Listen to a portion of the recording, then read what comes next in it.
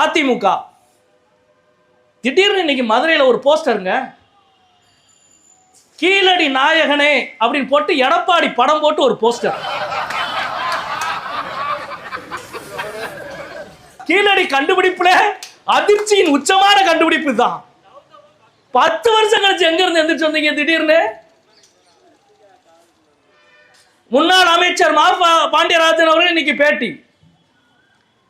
தெரியுமா 2018 கீழடிக்கு நிதி அகழாய்வுக்கு நிதி ஒதுக்கியது அதிமுக அரசு தான். ஆமா, அதிமுக அரசு தான். கோல் போஸ்டர்ல பந்து போயிருச்சு, உள்ள கோல் விழுந்துருச்சு. அதுக்கு காரணம் பந்து இல்ல மவனே, எத்தனவன் காலு, எத்தனது நாங்க. 2018 எப்படி நீ நிதி ஒதுக்குன?